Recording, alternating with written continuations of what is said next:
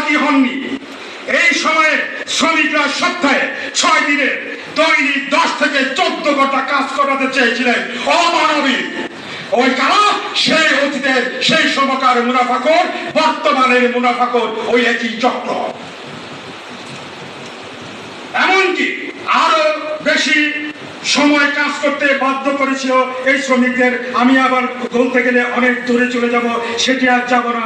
তাই 1886 সালের এপ্রিলের শেষ দিকে আন্দোলনের প্রবল গতি পায় এবং এই বছর এই সময়ে 1884 সালে অক্টোবরে আমেরিকার federation of organised states and labour union সময় বেঁধে দিয়েছিলেন 1 মে 1886 সালের মধ্যে 8 ঘন্টা শ্রমের বিষয়ে মানদণ্ড ঠিক করে দিয়েছিলেন।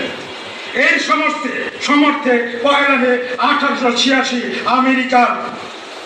আমেরিকা জুড়ে হরতাল ও বিক্ষোভ কর্মসূচি দেওয়া হয়। প্রথম 3 দিনে মিছিল আর বিক্ষোভে উত্তাল হয়ে ওঠে আমেরিকার শিকাগো শহর। এবং সেদিন কি ঘটেছিল? 138 বছর আগে 1886 সালের 14 এপ্রিল শ্রমিকদের ন্যায্য অধিকার আদায়ে ইংরেজি ও জার্মানি ভাষায় লেখা একটি লিফলেট প্রকাশিত হয়েছিল। তাতে বড় অক্ষরে লেখা